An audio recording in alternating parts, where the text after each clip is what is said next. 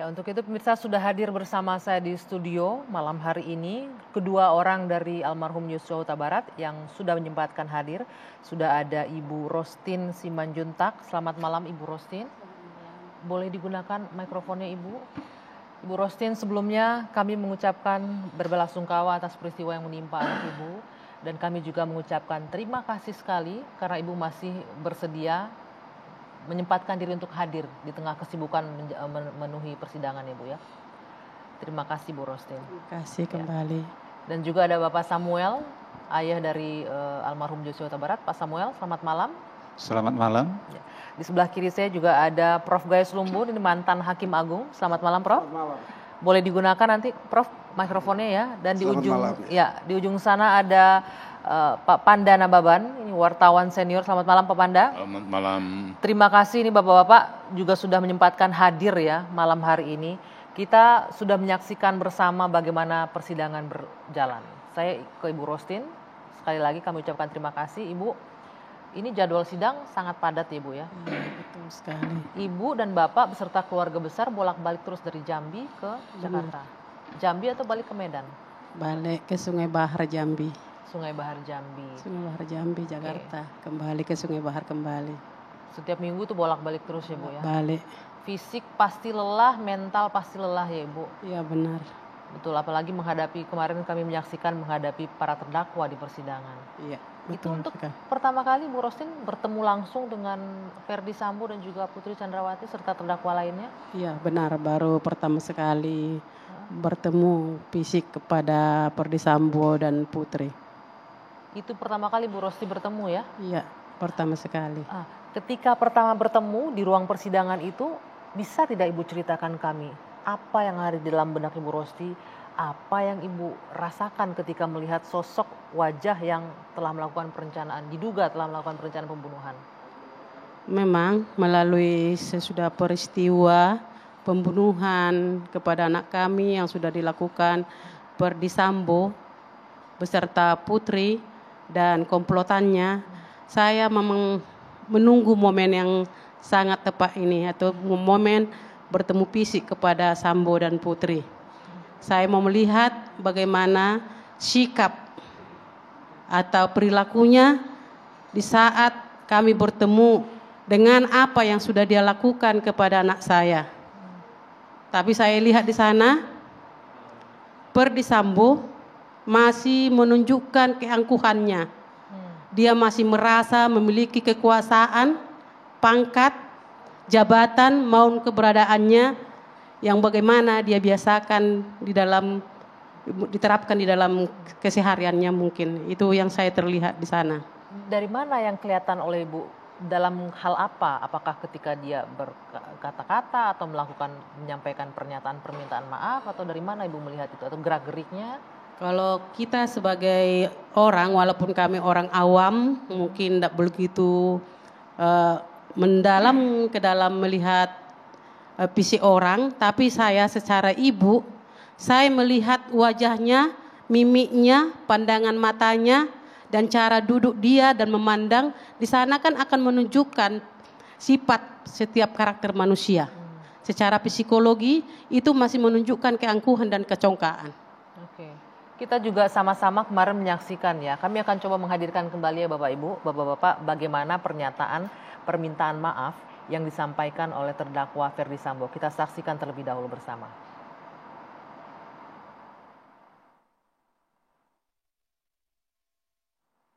Bu Yosua, saya sangat memahami perasaan Bapak dan saya mohon maaf atas apa yang telah terjadi.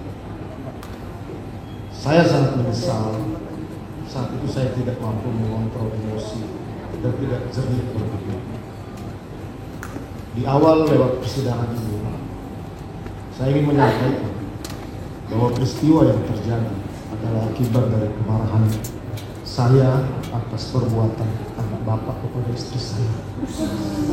Itu yang harus saya sampaikan, nanti akan dibuktikan di persidangan. Saya yakini bahwa saya telah berbuat salah dan saya akan bertanggungjawabkan secara hukum. Saya juga sudah minta ampun kepada Tuhan. Demikian mungkin. Terima kasih. Ya, tadi itu pernyataan maafnya dari Verdi Sambo. Apa yang Ibu Rosti bisa lihat dari pernyataan maaf? Saya minta maaf, tapi masih ada kalimat selanjutnya kan setelah itu dari Pak Sambo. Iya, sangat benar sekali. Kalau seseorang mengatakan maaf, tidak ada kata kecuali atau tanpa terkecuali. Tidak ada, kalau namanya orang udah berkata maaf, apa yang keluar dari mulut seharusnya begitu juga dari lubuk hati yang dalam, atau harus menggunakan hati nurani sebagai manusia yang beretika, yang punya moral, yang sudah melakukan pembunuhan kepada anakku secara sadis. Tapi di sana dia masih tetap mengatakan tidak lepas dari perbuatan anak ibu dan anak bapak. Jadi kami di sini heran, sebagai dia sudah selama ini sudah memegang yaitu penegak hukum atau sebagai penegak hukum, dan dia sebagai polisi sebenarnya tahu dia aturan dan tahu dia sikap bagaimana melindungi anak buahnya atau melindungi ajudannya. Jangan dia menggunakan keegoannya sendiri. Di sini saya lihat si Pak Verdi Sambo masih tetap kekeh dengan mengatakan tidak lepas dari perbuatan anak ibu dan bapak. Jadi permintaan maafnya itu hanya di bibir saja, tidak tulus dan tidak jujur sebenarnya dari dalam hatinya. Tapi ibu sendiri bisa tidak memaafkan, walaupun tadi ibu menangkap itu tidak tulus karena ada embel-embel tidak terlepas dari kesalahan anak dan bapak ibu. Tapi ibu apakah bisa menerima pernyataan maaf dari Pak Verdi Sambo? Menerima maaf orang, kita diajarkan dari secara agama maupun agama apa saja. Kita diajarkan saling memaafkan, saling mengampuni. Tapi seperti juga akan tetap saya kembalikan kepada dia, tidak lepas dari hukum. Apa yang sudah dia perkatakan, apa yang sudah disebut dia, apa yang sudah diutarakan dia di depan hakim, jaksa penuntut dan pada PH sendiri, tidak lepas dari hukum. Mari pertanggungjawabkan perbuatan dia bagaimana hukum yang berlaku di negara kita.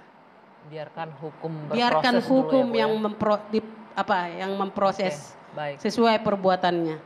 Baik, nanti saya juga ingin menanyakan komentar Pak Samuel. Terakhir kita berbincang di studio ini juga Pak, persiapan Bapak menjelang bertemu dengan terdakwa secara langsung ya Pak ya.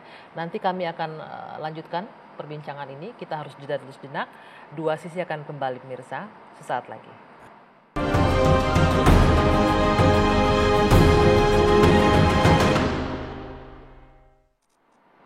Saya lanjutkan kembali Dua Sisi, Pak Samuel. Terakhir kita berbicara di studio ini di Dua Sisi pekan lalu adalah persiapan Anda untuk pertama kali dengan Verdi Sambo CS.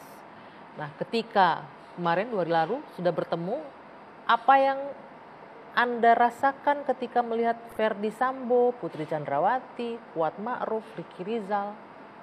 Apa Pak Samuel yang terlintas di benak Bapak? Memang sebelum persidangan di hari yang lalu, kami terlebih dahulu mempersiapkan mental dan kesehatan. Jauh-jauh hari semenjak ada ini kejadian yang begitu meninggalnya anak kami Joshua, saya memang pengen bertemu secara langsung dengan Verdi Sambo dan si Putri. Inilah momen yang sangat saya tunggu di waktu persidangan di 2 hari yang lalu. Begitu saya masuk persidangan, yang saya lihat langsung si Verdi Sambo. Mimik matanya, begitu juga si Putri. Apa yang Anda tangkap Pak Samuel? Saya tangkap dari sinar mata dia itu di sana masih terbesit di dia kayak seperti dibilang istri saya tadi, dia merasa lagi kadip propam atau polisi. Sangat sulit saya lihat dia melepaskan ini. Selaku saya orang awam, memang saya bukan ahlinya soal menilai begitu ya. Tapi kita memandang secara apa yang terlihat di depan mata saja. Apa yang terlihat di depan mata dari gerak-gerik wajahnya aja, apalagi sesudah Pak Hakim yang mulia menanyakan kepada saya apakah saksi Samuel Huta Barat mengenal terdakwa Verdi Sambo dan Putri.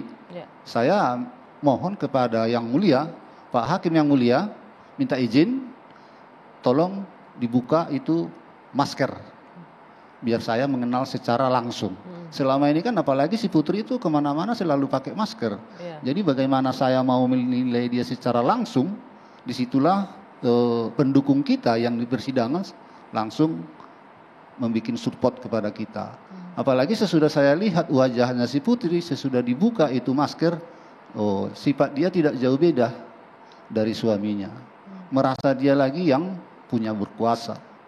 Tapi ya sudahlah, Tuhanlah yang menjamah hatinya biar dia boleh kembali ke jiwa-jiwa yang merendah. Oke, tapi ini pertanyaan sama nih Pak dengan Ibu Rosi tadi. Permintaan maaf dari para terdakwa, apakah Anda akan menerimanya? Di waktu mereka minta maaf, apalagi Ferdi Sambo dengan Putri itu kan membaca teks. Kertas ya. Kalau memang setahu saya, seseorang, siapapun itu orangnya, kalau memang dia secara tulus dari lubuk hati untuk mengucapkan minta maaf itu, tanpa teks itu. Tanpa teks. Di agama diajarkan itu. Dia pun saya lihat membaca teks itu dengan keadaan terpaksa. Tidak setulusnya.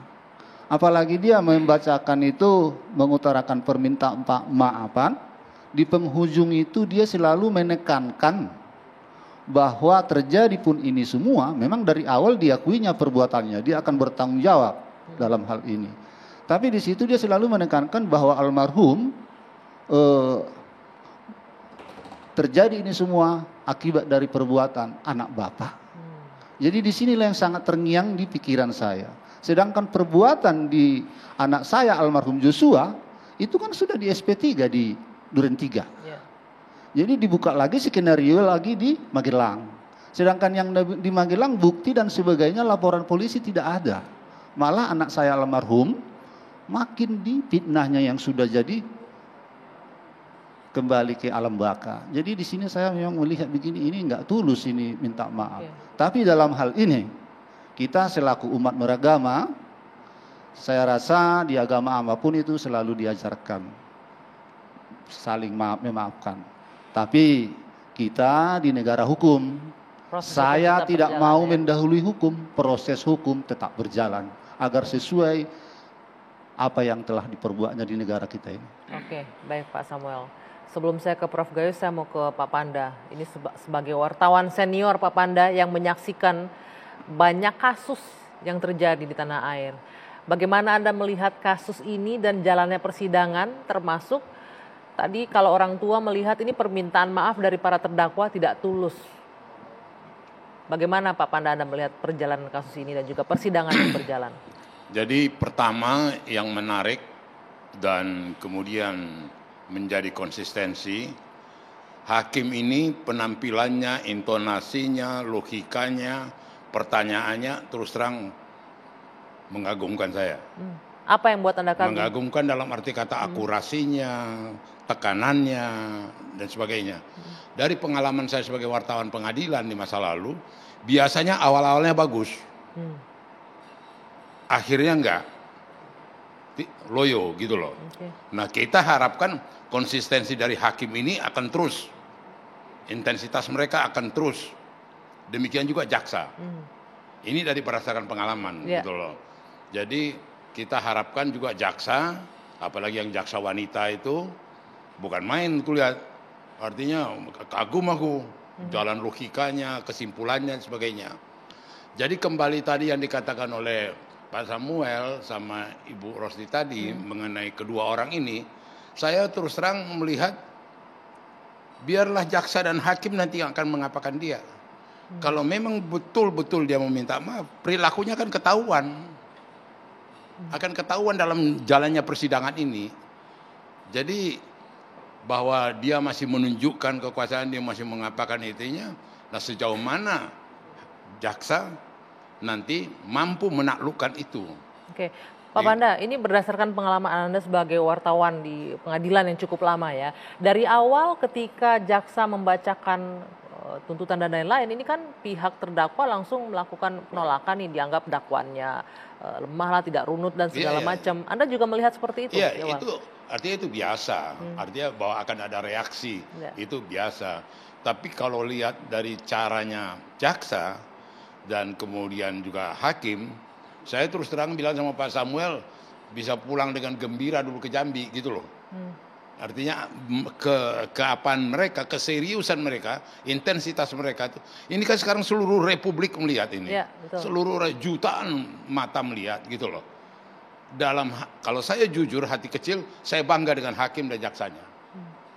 Gitu loh. Moga-moga mereka betul-betul konsisten, maka terobatilah, berkuranglah kesedihan dari Pak Huta Barat sama Ibu Rosti. Jadi kalau dilihat bagaimana mereka itu konsisten. Itu yang hendak saya garis bawahi. Gitu loh. Oke, saya ke Prof. Gayus lebih dahulu. Prof. Gayus, tadi kita sama-sama menyaksikan permintaan maaf walaupun dinilai tidak tulus. Dan hampir semua terdakwa menyatakan hal yang sama, permintaan maaf. Walaupun ada yang terkesan terpaksa membacakan permintaan maaf, ada yang dengan bersimpuh ke hadapan orang tua Joshua. Apakah ini akan banyak atau sedikit banyak mempengaruhi pertimbangan hakim atau tidak sama sekali? Atau seperti apa maknanya di persidangan? Saya memperhatikan sekali apa yang disampaikan oleh keluarga korban, Bapak dan Ibu almarhum Yosua. Di sini ditekankan bahwa permintaan maafnya itu tidak tulus. Permintaan itu tidak dengan kesadarannya tulus. Itu yang saya perhatikan. Maka saya berpendapat, kalaupun dengan pendekatan alat bukti persiapan sehingga pembunuhan ini nanti terungkap sebagai pembunuhan berencana, dihukum berat ya dari 20 tahun seumur hidup dan mati, tetapi ini meninggalkan satu inventarisasi proses hukum yang tidak lengkap. Apa yang tidak lengkap di sini? Yang tidak lengkap karena tidak pernah secara tulus digambarkan, diceritakan bahwa sesungguhnya terjadi seperti apa. Motifnya. Motifnya, walaupun motif ini bagi ukuran saya tidak penting untuk menghukum. Karena sudah ada persiapan. Iya, ini juga di awal jadi pembahasan kita, Prof. Gayus, bahwa di awal-awal kasus ini mulai masuk ke persidangan, disebutkan banyak pakar hukum yang juga menyebutkan motif sebenarnya nggak penting lagi karena terdakwa sudah mengakui perbuatannya. Betul, tetapi dengan keadilan yang substansial, yang lengkap, maka ada hal yang masih ditutupi. Dan ini bagi saya merupakan dark number. Ini dark number ini. Dihukum pun masih menyisakan. Kenapa sih ini dilakukan pembunuhan ini? Itu dark number-nya. Anda memprediksi bahwa nanti sekalipun hukuman sudah diberikan, yang namanya motif ini masih nggak akan terbongkar? Tidak begitu? Terbongkar, ini merupakan hutang sebenarnya. Hutang dari penegakan hukum di kejahatan ini. Kita pernah mengalami dan punya kasus Sum Kuning. Sum Kuning ini tidak terungkap sampai hari ini. Itu tahun 1980-an. Pak Panda pasti sangat ingat. Itu sampai Kapolrinya berhenti itu. Kapolri minta berhenti, nggak sanggup lagi. Bahkan ditugas sebagai duta besar pun dia menolak. Pak Hugeng. Pak Hugeng itu kredibilitasnya sangat tinggi di masyarakat. Dia kewalahan untuk menyelesaikan karena intervensi banyak pejabat tinggi. Nah ini yang saya khawatirkan, bukan intervensinya, tetapi ketidakterungkapannya. Tidak terinventarisasi secara lengkap bentuk apa yang dilakukan karena motifnya apa itu yang jadi setelah dihukumkan saya katakan motifnya tidak penting karena sudah mempunyai petunjuk lain yaitu persiapan pembunuhan. Itu oke, sudah clear, dihukumlah sekian tahun. Tapi ini mesti menyimpan dark number namanya. Dan di sini pernah saya temukan, kalau kita ingat serial film Dark Justice, itu sampai pelakon itu kan Marshall ya mengatakan dia kewalahan untuk melihat jalannya proses persidangan, sehingga dia mengatakan justice may be blind, but it can see in the dark. Artinya apa? Ini kegelapan semua. Hari ini dalam keadaan gelap. Tapi apa yang terjadi? Oke, Prof, siapa yang bertanggung jawab untuk bisa mengungkap motif ini, untuk membuat terang benderang ini? Kalau di persidangan tentu JPU dan hakim. Tapi sebatas apa yang ada di dakwaan itu sulitnya. Di dakwaan tidak pernah menempatkan proses kejahatan seksual, tidak ada di situ. Nah ini menjadi fase yang lain yang perlu diungkapkan. Mungkin melalui SP3 tidak ada ketika Polres Jakarta Selatan menghentikan, tidak ada upaya hukum dari korban dengan pra peradilan misalnya. Kemudian pelaporan di tempat yang diduga terjadi di Magelang dan lain tidak ada pelaporan. Mengulang dari apa dilaporkan itu. Jadi bagi saya ini dark number. Untuk keseluruhan peristiwa. Hukuman mungkin diputuskan. Hakim bertanggung jawab atas dakwaan itu memutus ini. Tetapi menyimpan misteri. Misterinya adalah kenapa bisa terjadi peristiwa ini yang ditanyakan oleh keluarga korban juga di beberapa kesempatan. Tolong jelaskan kenapa anak saya sampai dibunuh. Akankah misteri ini terbongkar begitu di akhir persidangan? Ini penting untuk masyarakat, penting untuk publik. Kenapa penting untuk publik, Prof? Publik akan merasakan keadilan sosial. Ada social justice yang tidak tuntas. Ini perlu disikapi oleh negara. Oke, baik. Nanti kita akan lanjutkan kembali juga mendengarkan bagaimana pengalaman Pak Panda sebagai wartawan di persidangan yang sudah malang melintang ya Pak ya. Tapi kita harus jeda sejenak, dua sisi akan kembali sesaat lagi.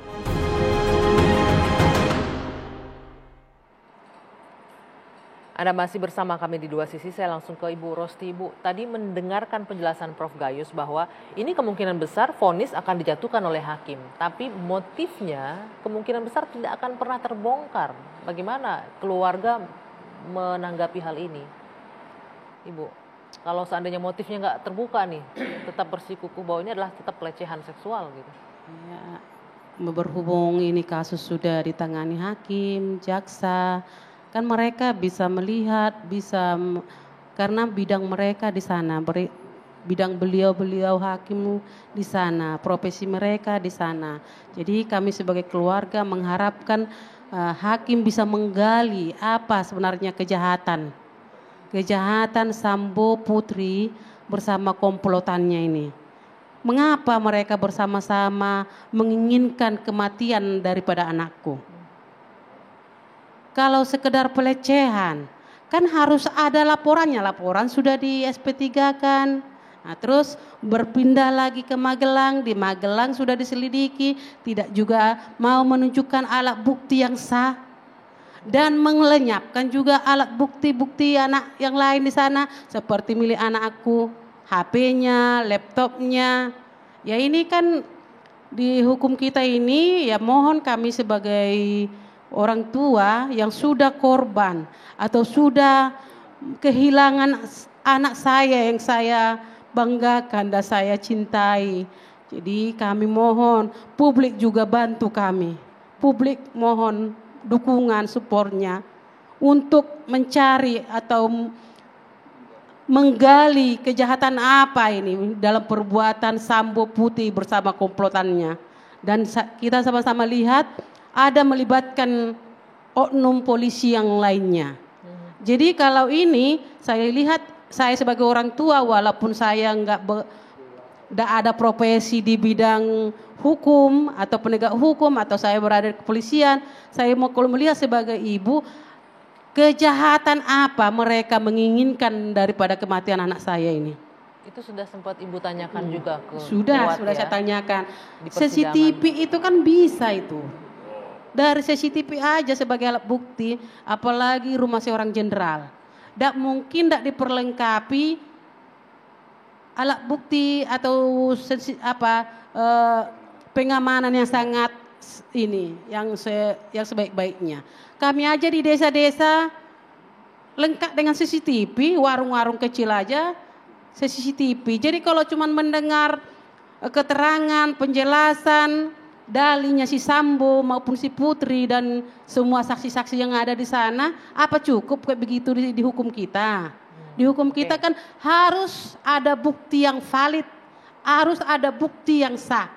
Nah, itu baru hukum kita benar-benar nanti di sana terbukti yang jelas. Jadi kepada hakim, kepada jaksa penuntut atau JPU, kami mohon mari Bapak bantu kami untuk menggali ini untuk kebaikan tubuh Polri ini, karena si Sambo berada di tubuh Polri. Jadi semoga tubuh Polri ini, instansi ini boleh merasa rakyat Indonesia maupun warga masyarakat yakin dan percaya nyaman akan perbuatan atau tugas-tugas Polri di negara kita ini. Baik. Ini harapan kami. Baik, tadi di awal kita sudah menyaksikan ya Bu ya bagaimana permintaan maaf dari Verdi Sambo. Sekarang kami ingin menghadirkan kembali bagaimana permintaan maaf dari Putri Chandrawati. Kita saksikan bersama.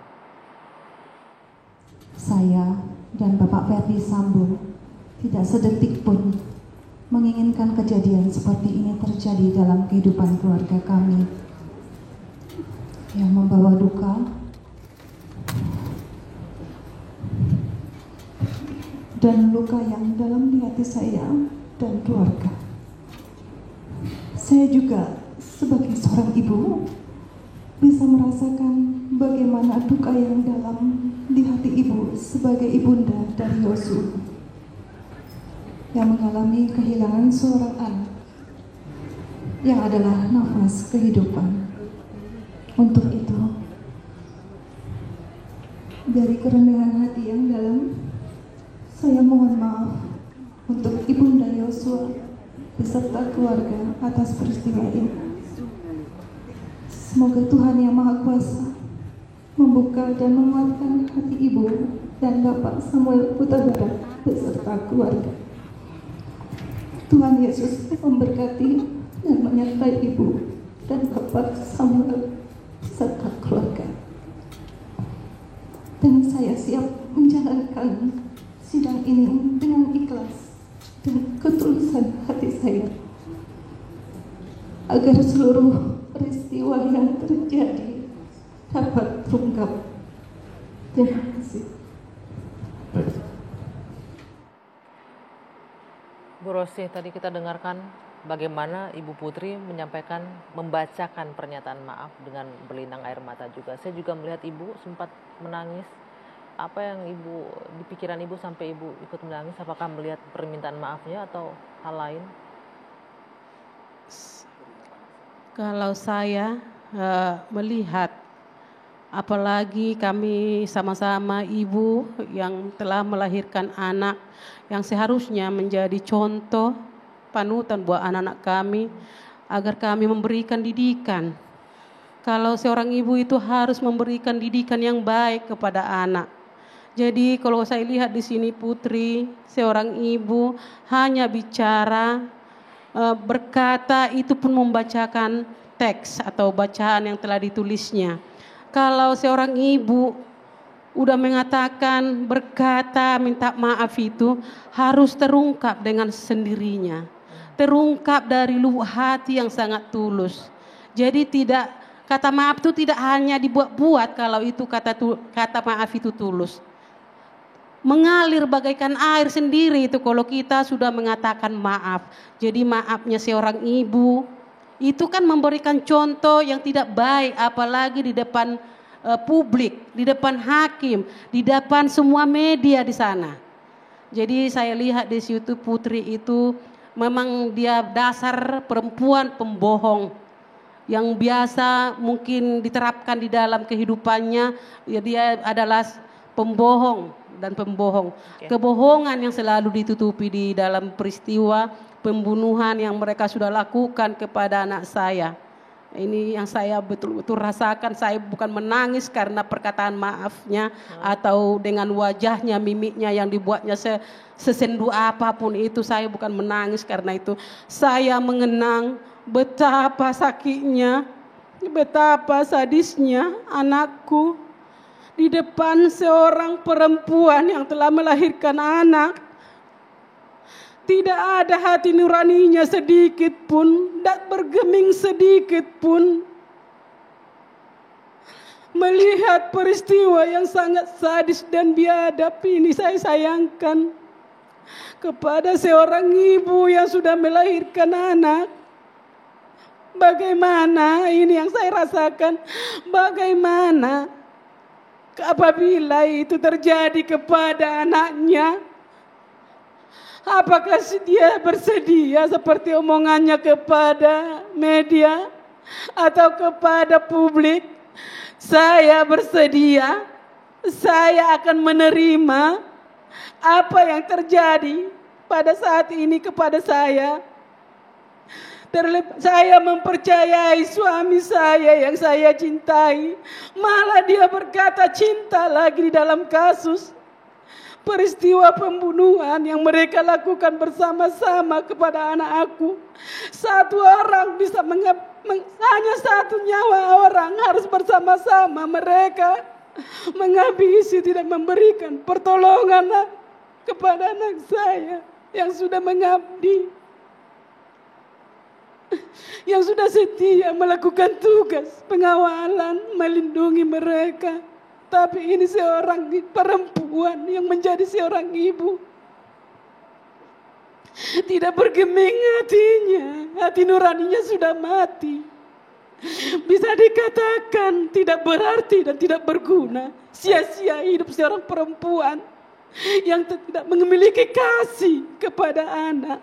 Hewan aja kalau mati di depan di rumah kita akan kita berikan pertolongan. Di sini sangat saya hancur berkeping-keping, tersayat-sayat melihat putri mengatakan kata jujurnya itu, kata maafnya itu.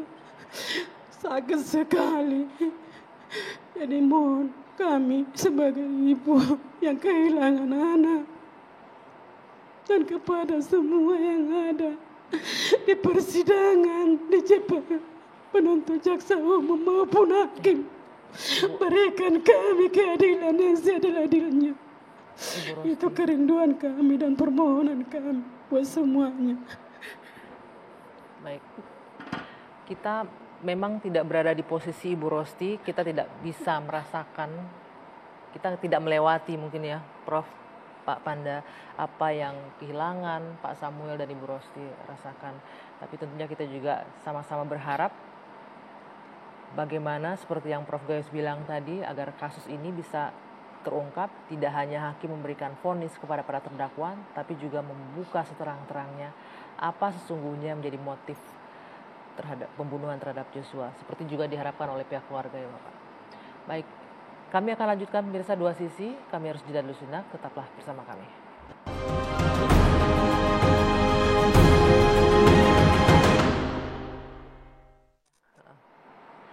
Kita lanjutkan kembali perbincangan di dua sisi malam hari ini. Saya ingin ke Pak Panda nanti juga ke Prof Gayus.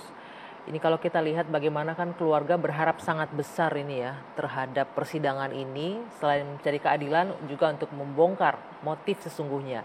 Tapi kalau kita lihat jalannya persidangan, saksi-saksi yang dihadirkan termasuk ART dari Pak Ferdi Sambo dan Ibu Putri kemarin berkelit kalau kita lihat ya. Nah ini akan menjadi obstacle tersendiri atau kesulitan tidak bagi hakim dengan saksi yang memberikan keterangan yang berputar-putar, berbeda-beda. Pak Panda, Anda melihatnya gimana? Saya dalam hal ini ya harus mengakui ada satu kebanggaan, bukan karena sukuisme ya, solidaritas, kekompakan orang Batak itu mengagumkan.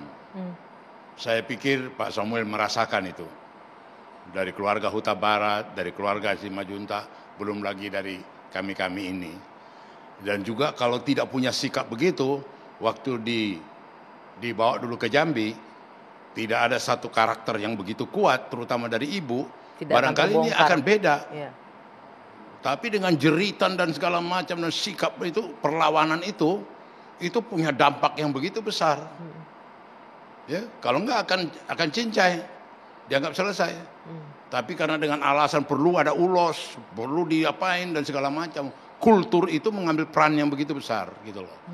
Nah kembali kepada pembicaraan kita, saya lihat ini kan belum selesai mereksa, baru nanti 1-2 hari ini kan mereksa minggu depan sebagai terdakwa. Terdakwanya kan belum diperiksa. Disitulah nanti masyarakat akan tahu maafnya itu sandiwara apa tidak. Seperti yang dikatakan Ibu Rosti tadi. Itu sandiwara apa tidak maafnya itu, hanya lip service, hanya apa itu maafnya itu gitu. Itu akan kelihatan. Dan juga saya pikir saya diingatkan Pak Gayus, contempt of court, satu penghinaan di pengadilan itu bisa dipidanakan. Kalau nanti cerita pelecehan ini masih diterus-teruskan oleh pengacaranya, Ibu Rosti Samuel keluarga bisa mengadukan fitnah, bisa memperkarakan gitu loh. Nah tapi saya percaya jalannya persidangan ini dengan kredibilitas jaksa, dengan hakim yang begitu itu nanti akan ada kejutan-kejutan, surprise yang menelanjangi, yang akan membuka tabir-tabir kebohongan. Tapi akan kesulitankah dengan saksi yang memberikan keterangan berbelit-belit, berputar-putar, bahkan tidak konsisten gitu Pak Panda? Enggak, maksud saya ini sekarang terdakwanya. Terdakwanya akan diperiksa. Dikejar nanti ya. Akan diperiksa, itu akan kelihatan, masyarakat jutaan akan melihat. Sama itu Ibu Rosti katakan tadi, dari matanya, dari apanya, itu akan telanjang. Gitu loh. Di situ dia nggak bisa membuat tabir lagi, apalagi dengan jaksa-jaksa yang handal JPU-nya, gitu loh.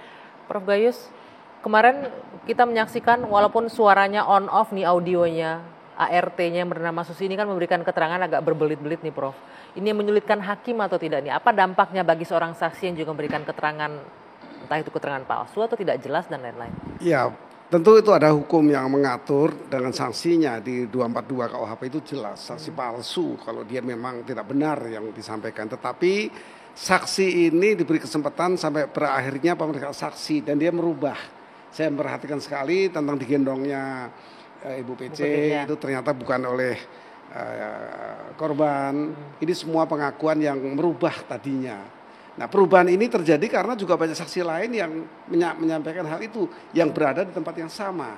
Oleh karena itu, hakim akan terfokus kepada persesuaian. Semua saksi yang banyak ini akan disesuaikan dan hakim mengambil kesimpulan. Tapi satu hal yang harus saya sampaikan, di setiap kejahatan, terutama pembunuhan yang menarik demikian banyak perhatian publik, itu yang menjadi pihak itu bukan hanya pelaku dan korban, tapi ada negara.